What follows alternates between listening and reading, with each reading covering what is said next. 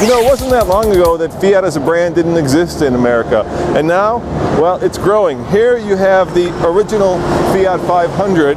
This happens to be the turbo. If you walk with me over here, we've got the high performance version of the 500, the Abarth. Here, well, classic Fiat 500, the car that brought the brand back to America. And now, today, we're going to be driving what is essentially a family vehicle in Europe, and here, a B-segment car. A car that competes with the Scion XB, the Kia Soul, and maybe even the Mini Countryman, the brand new Fiat 500L.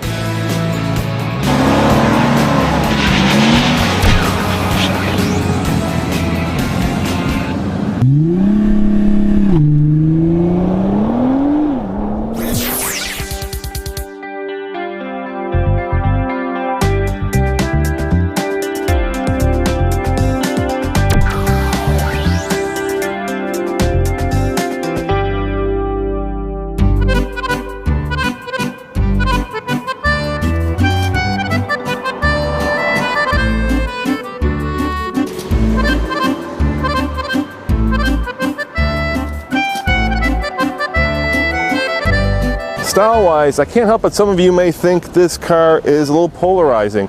It can be considered cute, or it can be considered comical, even cartoonish, and there's a reason for that. The very first Fiat 500 in Italy was called the Tupolino, which means, well, Mickey Mouse. Now in Italy, the 500 is called the Tupolino. Yeah, the first one, the one from the very first one, the 34, original. yeah. And that stands for Mickey Mouse, right? Yeah. I see a little bit of Mickey Mouse in this car. Yeah, actually it does. Yeah. Actually it does. It was, I think it was the first real car that explained the Italian way of approaching to cars, because you know usually cars as culturally they have to be aggressive, they have to show how fast they can go, they have to show supremacy of the man. Yes. While Italian cars does it like, hey, take it easy.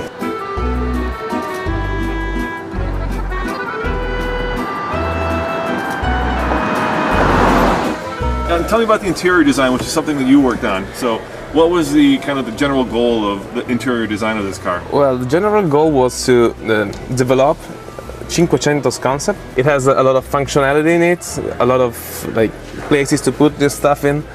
We had to manage the cup holders issue that for USA is really important. So, as I said, it was the first project that was developed for both American and European market, and interior was the most tricky part of that. So we have a lot of room on the head, we have a lot of room on the knee, also passengers in the back. It's incredible for 4 meters and 25. It's really incredible. And you have a lot of glass. It's very open and airy. Yeah, it is. It is. As soon as you drive it, you really feel like you can breathe in it. So under the hood is a familiar engine, at least those of you who watch the fast lane car. It's Fiat's 1.4 liter multi-air turbo. It's the same engine that's in the Abarth. It puts out 160 horsepower, and in this vehicle, according to the EPA, it's rated at a combined 27 mpg when it's mated to the twin clutch 6-speed automatic transmission.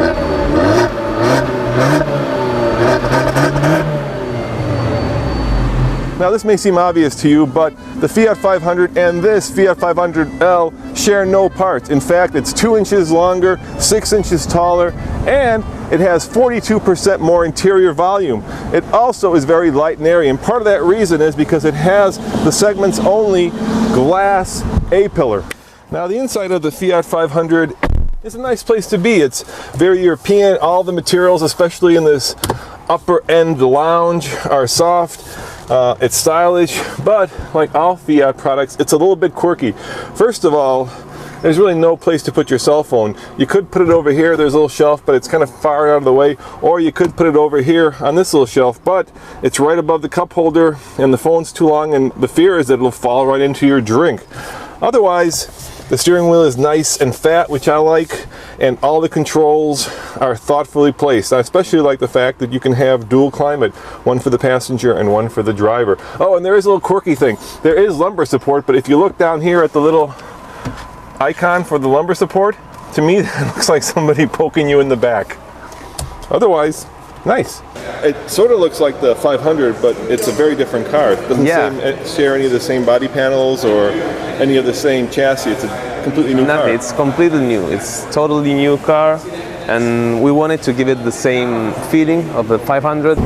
Now there are 4 different models of the Fiat 500L, and it starts at right around 20,000 and goes all the way up to this top-of-the-line lounge model, which is about $26,000. So it's not inexpensive. You do, however, get a lot of technology and a lot of features like this incredible panoramic sunroof, which makes the car feel airy and open. You also get stuff like a cooled glove box, which I think is pretty unique for this segment. Now, one of the models in the Fiat 500 lineup is this one. It's the Fiat 500L Trekking, and as you can tell, it's meant for an active lifestyle. So if you're a hiker, a mountain biker, this might be the car for you. However, there's a word of caution for all you cold weather state people. This car only comes in front wheel drive, so if it gets snowy, you might get stuck. All right, let's take this Cinquecento L, I don't know how to say L in Italian, for a ride. Luckily, we've got some nice roads ahead. A lot of interesting turns. Really good driving here in Baltimore, I'm surprised. So immediately my first reaction is that this car drives like a European sedan. And by that I mean it's much more firm, it's much more, well dampened. In other words, you have a good sense of where all 4 wheels are, and you don't feel like you're floating down the road like you would maybe in an American car. On the other hand, the electric steering is a little bit numb. So, you know, I wouldn't say I can carve corners with this car. I think it's set up for a general family car. In other words, going and taking the kids from school to their soccer practice and making sure that the ride is firm yet compliant.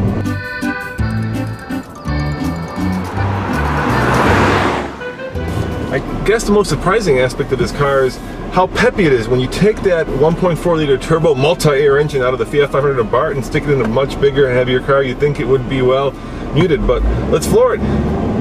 There we go. I'm getting a little bit of wheel spin. I'm still hearing a little bit of that growl, but boy, once this engine revs up, it is a hoot. This is a car you can grow into. It's a young family car. I think that's true in Europe. I'm not sure about that in America, because this is nevertheless a pretty small car, and the competing cars that this will be selling against, like the Scion XB and even the Kia Soul, they sell to a lot of empty nesters. The empty nesters find that the size is perfect for their needs, the fuel economy is outstanding, and the cost is reasonable. I'm betting that here in America, this is going to go to more empty nesters than Fiat might suspect at this point. Is it fun? You bet. Is it cool?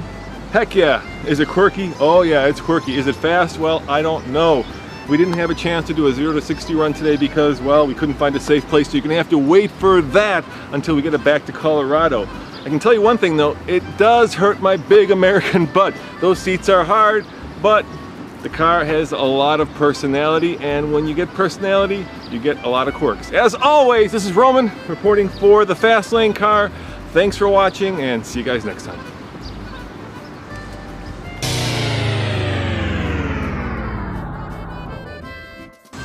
Now, as you can probably tell by the numerous Fiat 500s, Fiat provided us these competitor cars to drive, but I've been lucky enough to drive all of them, so I have a good sense for what the cars are like.